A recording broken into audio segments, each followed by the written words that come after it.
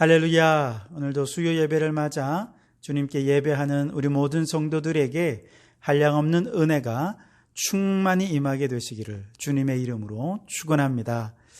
한 주간 동안 우리의 신앙을 지키며 살아가는 것은 얼마나 어려운지 모릅니다.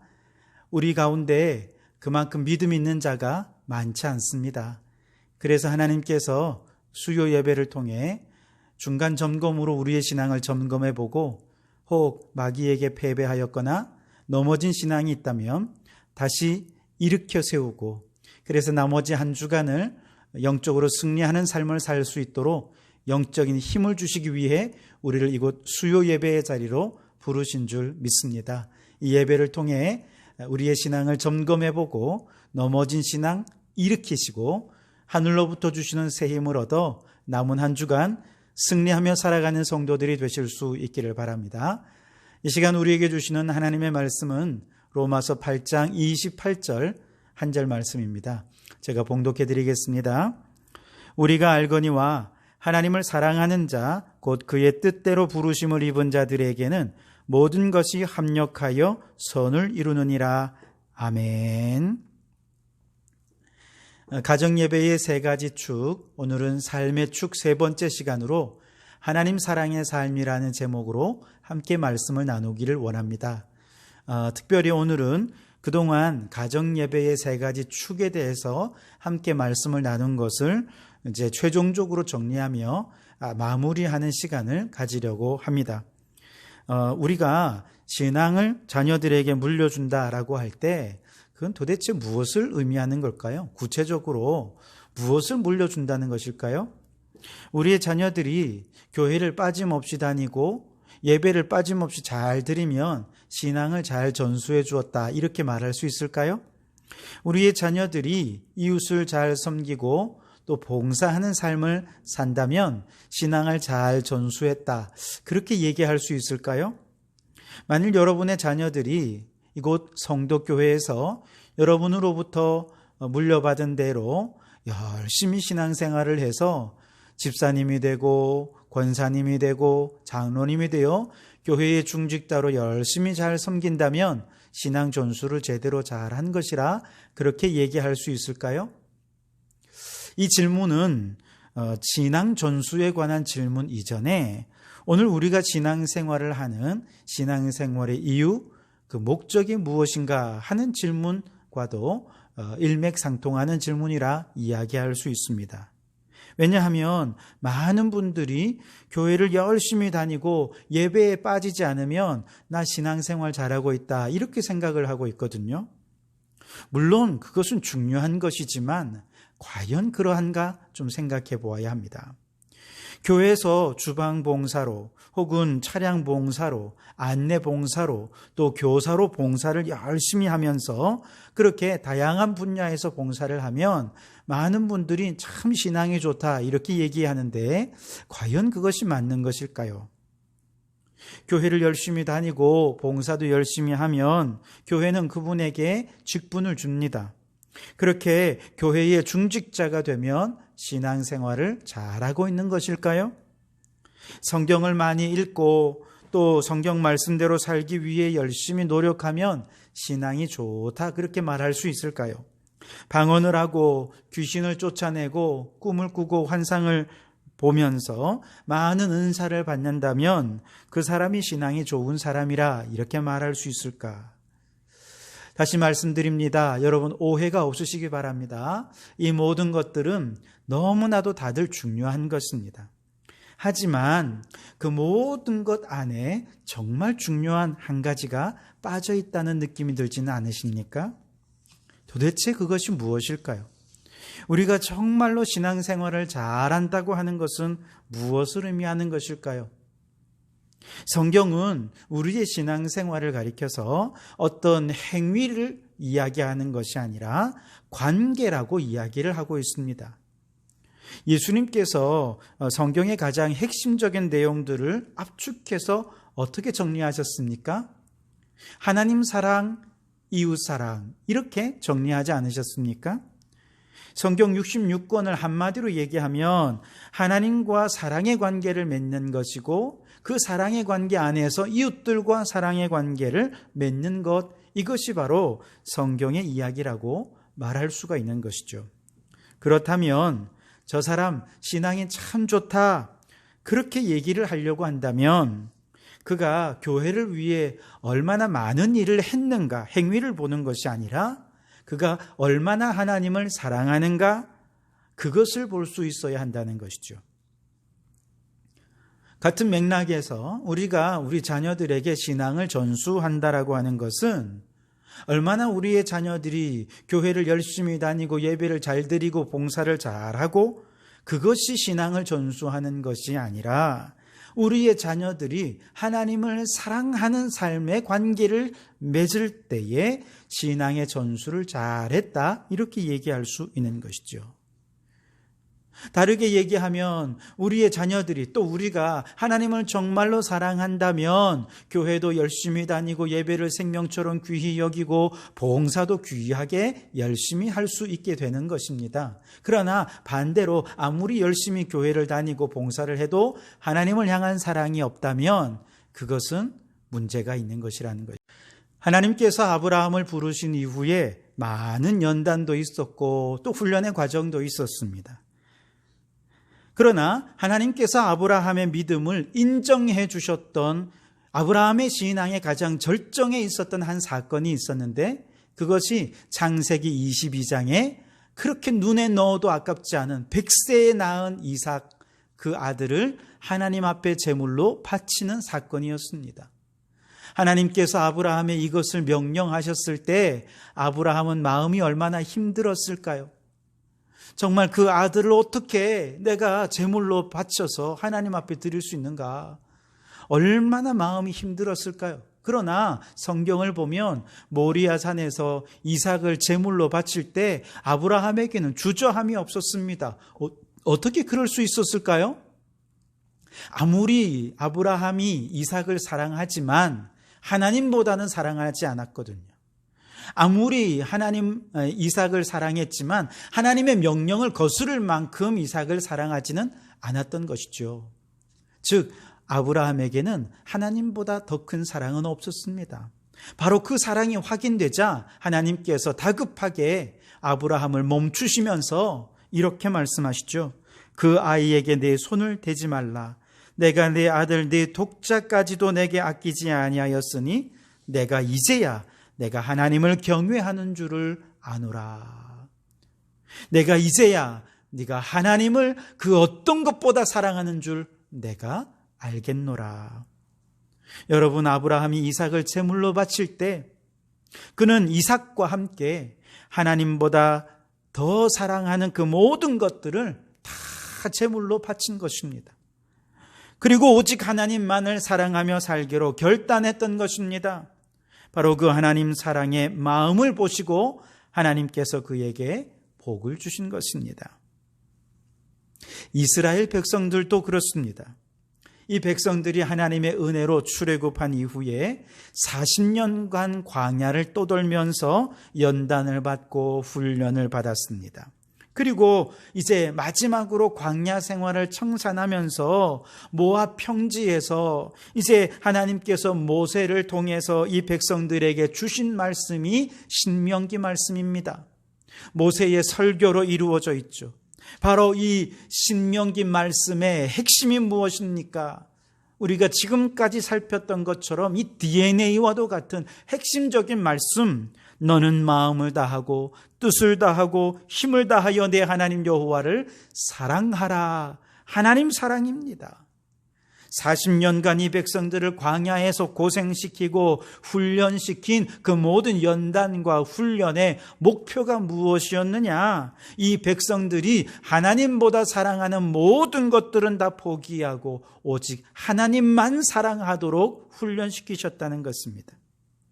오늘 우리도 역시 마찬가지입니다. 하나님께서 우리에게 우리의 인생 속에 수많은 연단과 고난을 통해서 많은 훈련을 해가시지요. 이런 신앙 훈련의 최종적인 목적은 무엇일까요? 우리의 신앙의 최고의 절정에서 주님께서 우리에게 바라는 것은 무엇일까요? 그것은 바로 하나님을 사랑하는 것이 되는 것입니다. 하나님보다 사랑하는 이 세상의 모든 것을 포기하고 오직 하나님만을 사랑하는 사람이 되는 것, 이것이 모든 신앙 훈련의 최고의 절정이라 그렇게 이야기할 수 있을 것입니다. 베드로 후서 1장 말씀에 신의 성품에 참여하라 그렇게 말씀을 하셨을 때에 신의 성품에는 무엇이 있습니까? 믿음의 덕을 덕의, 지식을 지식의, 절제를 절제의, 인내를 인내의, 경건을 경건의, 형제 우애를 형제 우애의, 사랑을 더하라 그렇게 말씀하지 않으십니까? 다시 말해 신의 성품의 최고 절정, 가장 높은 경지가 하나님을 사랑하는 것이라는 겁니다. 우리가 오직 하나님만을 사랑하며 그 사랑으로 이웃을 사랑한다면 그는 신의 성품에 참여하는 자가 될 수 있을 거라 말씀하시는 것이죠. 그와 같은 맥락에서 우리의 자녀들에게 신앙을 전수한다라고 말할 때 그것은 우리의 자녀들에게 너 성경 많이 읽어라, 교회 열심히 다녀라, 기도 열심히 해라, 봉사도 열심히 해라, 이것이 아니라는 것입니다. 그 모든 것 다 중요하지만 그 이전에 오직 마음을 다하고 뜻을 다하고 힘을 다하여 하나님을 사랑하는 자녀가 되는 것, 이것이 신앙 전수의 핵심이라는 것입니다. 마태복음 25장에 열처녀 비유가 나오지요. 바로 여기서 예수님께서는 마지막 종말의 때에, 재림의 때에는 마치 신랑이 신부를 맞이하는 것과 같을 것이라 그렇게 말씀을 하십니다. 재림하시는 예수님은 우리의 신랑이 되시고 교회와 모든 성도들, 예수님을 맞이하는 모든 성도들은 바로 신부가 된다는 것이죠. 그리고 이런 신랑과 신부의 관계는 한마디로 사랑의 관계라 그렇게 말할 수 있는 것입니다. 요한계시록 14장에도 우리가 저 천국에 들어가는 것을 어린 양의 혼인잔치에 비유하고 있습니다. 우리의 신랑이 되신 어린 양 예수님을 구원받은 모든 성도들은 순결한 신부가 되어서 주님과 거룩한 혼인잔치를 벌이는 것이 천국이라는 것이죠. 우리가 그리스도의 신부라고 한다면 그것은 예수님을 유일한 나의 신랑으로 사랑한다는 것을 의미하는 것입니다. 만일 신부가 이 남자도 사랑하고 저 남자도 사랑하면서 그 사랑이 여러 사람에게 걸쳐 있다면 그 결혼 어떻게 되겠습니까? 파탄 나는 것 아니겠습니까? 마지막 날 우리가 하나님의 심판대 앞에 서게 될 텐데 그때 우리가 주님 앞에 보일 것은 무엇이겠습니까? 이 세상의 직분이겠습니까? 교회를 지어 부흥시키는데 열심을 내었다는 그 열심이겠습니까? 선교사님들에게 선교비도 보내고 때로는 선교지의 후원도 많이 해서 정말 선교지의 부흥의 역사를 일으켰다는 것을 자랑하겠습니까? 다 좋지만 그 모든 것 아무리 자랑해도 딱 한 가지가 충족되지 못하면 하나님께서 우리에게 이렇게 말씀하실 거예요. 메네 데겔 우바르신, 내 신앙을 저울에 재어보니 부족함이 내게 보였다 그렇게 말씀하실 겁니다. 그러나 우리가 비록 돈이 없어 선교지의 선교비도 제대로 못 보내고 우리가 많은 일에 봉사하지는 못한다 하더라도 오직 한 가지만 주님 앞에 내어놓으면 되는데 그것이 무엇이냐? 마음을 다하고 뜻을 다하고 힘을 다해 하나님을 사랑하는 그 마음, 그 정성, 그 마음을 주님 앞에 보여드리면 주님께서 그 사랑을 보시고 우리를 천국으로 이끌어 주실 것입니다. 로마서는 전체 그림을 보면 로마서 1장에서 8장까지의 내용은 이신칭의의 복음을 교리적으로 설명한 내용입니다. 아주 신학적인 내용이죠. 그리고 9장에서 11장의 내용은 교리적인 것과는 상관없이 이스라엘에 관한 내용으로 구성이 되어 있습니다. 그리고 12장부터는 앞에서 설명했던 이신칭의의 복음을, 이 교리를 어떻게 삶으로 실천해낼 것인가 라고 하는 것에 관한 이야기입니다. 자, 그런데 앞부분에서 1장부터 8장까지 이신칭의 복음의 교리에 대해서 잘 설명하면서 이신칭의 복음의 교리의 최고 절정에서 등장하는 것이 무엇입니까? 바로 오늘 우리가 읽은 로마서 8장 28절, 하나님을 사랑하는 자, 그 뜻대로 부르심을 입은 자들에게는 모든 것이 합력하여 선을 이루느니라 하는 것입니다. 하나님의 사랑, 이것이 모든 복음의 절정이고 핵심이라는 것이죠. 우리가 이 말씀을 읽으면서 그래 맞아, 모든 것이 합력하여 다 선을 이룰 거야. 지금은 고난이고 지금은 어려움이 있어도 언젠가 모든 고난도 내게 유익이 될 수 있을 거야, 그렇게 생각을 하지요. 그러나 이 말씀의 전제가 무엇입니까? 우리가 하나님을 사랑할 때 모든 것이 합력하여 선을 이룬다는 것입니다. 하나님을 사랑하는 자라고 한다면 어떤 고난이 오고 어떤 핍박이 와도 그 모든 것은 합력하여 선을 이룰 것입니다. 그러나 우리 안에 하나님을 사랑하는 마음이 없다면 이 약속은 우리에게 보장될 수 없는 것이겠죠. 그러므로 여러분, 만일 여러분의 집안에 참 고난이 오고 우환이 찾아와서 너무나도 힘든 일들이 막 찾아온다고 생각해 보십시오. 이렇게 집안에 어려움이 생길 때, 혹은 직장이나 사업에 어려움이 생길 때 많은 사람들은 그 일들을 해결하기 위해서 문제 속으로 우선 뛰어듭니다. 그리고 내 힘과 내 능력으로, 인간적인 방법으로 그 문제를 해결해 가려고 하지요. 하지만 그 문제들 앞에서 문제 속으로 뛰어들기 이전에 먼저 하나님 앞에 나아가서 하나님 앞에서 내가 하나님을 얼마나 사랑하는지 그 사랑의 관계를 먼저 점검해 보실 수 있기를 바랍니다. 그래서 하나님보다 내가 더 사랑하는 것이 있었거나 혹은 하나님을 향한 사랑이 희미해져 버렸다면 그것부터 회개해야 합니다. 그렇게 먼저 하나님과의 사랑을 회복하고 난 다음에 이 문제를 해결하기 위해 주님 앞에 기도하고, 그리고 하나님께서 가라는 곳으로 가서 주의 일들을 감당하면 모든 것이 합력하여 선을 이루게 될 것입니다. 그래서 여러분, 힘든 문제 속에서 문제를 크게 보며 문제 속에 매몰되어 허우적거리는 자가 되지 마시고 하나님 사랑에 온 마음과 온 힘을 모아서 가장 먼저 하나님과 사랑의 관계를 회복하는 여러분들이 되시기 바랍니다. 그러면 하나님께서 가정의 문제도, 직장의 문제도, 사업의 문제도, 오늘 문제처럼 보이는 모든 것들이 다 합력하여 선이 되고 유익이 되는 결과로 우리에게 큰 복을 안겨 주실 줄 믿습니다. 한 걸음 더 나아가서 이처럼 하나님을 사랑하는 마음이 하나님께 확인이 되었다면 그 다음에 하나님께서 우리에게 우리의 앞길을 예비해 주시는 축복을 주십니다. 창세기 22장에서 아브라함이 이삭을 모리아산에서 제물로 바치려 할 때 하나님께서 그의 사랑을 먼저 확인하셨다는 것을 앞에서 우리가 살펴보았죠. 그 사랑이 확인되고 난 다음에 어떤 일이 일어났습니까? 하나님께서 예비해 두신 순양을 발견하게 되지요. 그리고 그곳 이름을 여호와 이레라, 여호와께서 예비하신다, 그렇게 짓게 되죠. 여러분, 우리가 하나님을 사랑하는 마음을 하나님이 확인하실 수 있도록 하나님보다 더 사랑하는 세상의 모든 것들을 제물로 바치십시오. 사도 바울처럼 예수님을 만나기 전에 좋아하던 것들을 다 배설물처럼 여기고 다 버릴 때 하나님께서 네가 나를 사랑하는 줄 이제야 알겠다라고 말씀하시면서 이전보다 이후의 삶 속에 하나님이 예비해 두시고 하나님이 도우시고 하나님이 인도해 주시는 축복의 길로 인도해 주실 줄 믿습니다. 그래서 여러분, 예배보다 그 전에 낚시하는 것 더 좋아하셨습니까? 이제 낚싯대 버리고 사람 낚는 업으로 세워지시기 바랍니다. 술, 담배 좋아하시던 분이 예수 믿고 술, 담배도 못 끊으면 그가 정말 하나님을 사랑하는지 하나님도 헷갈리십니다.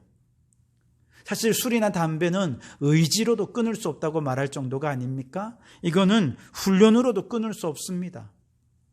그러나 예수 이름으로 그것을 끊어버린다면 하나님께서 네가 나를 정말 사랑하는구나 아실 것입니다. 그리고 그 사랑을 보시고 그 이후에 그의 삶을 예비해 두시고 인도해 주셔서 합력하여 선을 이루게 해 주실 것입니다. 여러분, 하나님을 사랑하십니까? 하나님을 사랑하기 위해 무엇을 포기해 보셨습니까? 무엇을 버리셨습니까? 지금 여러분이 하나님보다 사랑하는 것에는 무엇이 있습니까? 하나님도 사랑하고 세상도 사랑하는 것은 사실 불가능합니다. 그러나 세상 것을 포기하고 하나님만을 온전히 붙잡으면 하나님도 사랑할 수 있게 되고 이 세상 것 하나님께서 지킬 수 있게 해 주실 것입니다. 사도 베드로는 예수님을 3번 부인한 이후에 부활하신 예수님을 만났을 때 예수님께서 먼저 그의 사랑을 확인하시죠. 내가 이 사람들보다 나를 더 사랑하느냐? 베드로가 내가 주님을 사랑하는 줄 주님께서 아십니다. 수줍게 고백을 하며 주님께서 그 사랑을 확인하셨을 때 그 다음에 주님께서 베드로에게 무엇을 주셨습니까? 내 양을 먹이라, 내 양을 치라 말씀하시며 그에게 사명을 주셨습니다. 꿈을 주셨습니다. 비전을 주셨습니다. 여러분, 이 꿈과 비전과 사명은 아무에게나 주시는 것이 아닙니다. 하나님을 사랑하는 마음이 확인된 사람에게 이 비전을 주시는 것입니다. 그러므로 여러분, 내 인생을 향한 하나님의 사명, 하나님의 꿈과 비전들을 발견하기 원한다면 먼저 하나님 앞에 나아가 하나님을 향한 뜨거운 사랑을 하나님 앞에 고백할 수 있어야 됩니다. 그 사랑으로 무릎 꿇어 기도하며 하나님과 교제하십시오. 그 사랑의 마음으로 말씀 속으로 깊이 들어가 말씀으로 하나님과 교제 나누십시오. 그러면 하나님께서 그에게 사명도 주시고 꿈도 주시고 비전도 주실 것입니다. 그리고 하나님께서 맡겨주신 사명에 작은 일에 충성한 자들에게 큰 일도 맡기시고 주인의 잔치에 참여할 특권도 허락해 주실 것입니다. 이제 말씀을 정리하겠습니다. 오늘 가정예배의 3가지 축에 대해 마무리하면서 우리가 깊이 생각해야 할 것은 신명기의 핵심적인 메시지인 하나님 주권, 여호와 경외, 그 하나님 사랑에 대해 내가 먼저 그렇게 살아낼 수 있어야 한다는 것이죠. 아무리 지식적으로 많이 알고 자녀들에게 하나님 사랑해야지, 하나님이 주인이야 라고 말하고 교훈한다고 해도 내가 하나님을 주인으로 모시고 하나님을 사랑하며 살지 않는다면 그 많은 교훈은 그저 잔소리에 불과할 것입니다. 그러므로 여러분, 하나님을 전심으로 사랑하실 수 있기를 바랍니다. 마음을 다하고 힘을 다하고 뜻을 다해 하나님을 사랑하는 삶의 실천은 무엇으로 나타나겠습니까? 가정 예배를 통해 나타날 수 있을 것입니다. 하나님보다 사랑하는 모든 것을 내려놓는 실천은 어디에서부터 출발하겠습니까? 가정 예배를 통해 출발할 수 있을 것입니다. 인생의 수많은 문제들 앞에서 제일 먼저 하나님 앞에 달려가 사랑의 관계를 점검하는 것도 가정 예배의 실천을 통해 가능할 것입니다. 하나님을 사랑하며 내게 주신 꿈과 비전과 사명을 위해 헌신하는 삶의 실천도 가정 예배를 통해 가능해지게 될 줄 믿습니다. 여러분, 이러한 가정 예배의 실천으로 온 삶으로 하나님의 사랑을 우리의 자녀들에게 전수해 주므로 우리의 자녀들이 우리보다 하나님을 더 사랑하는 자녀들이 되고 그래서 천대까지 복을 받는 믿음의 명문 가문이 되시기를 주님의 이름으로 축원합니다. 기도하시겠습니다. 하나님 감사합니다.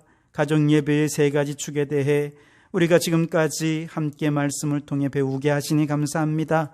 배운 것이 그저 지식으로 끝나는 것이 아니라 가정 예배의 실천으로 이어지게 도와주시고 그 가정 예배를 통해 하나님을 깊이 사랑하는 삶을 경험할 수 있게 도와주시옵소서.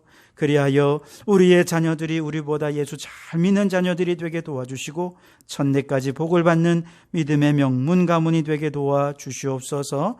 예수님 이름으로 기도하옵나이다. 아멘.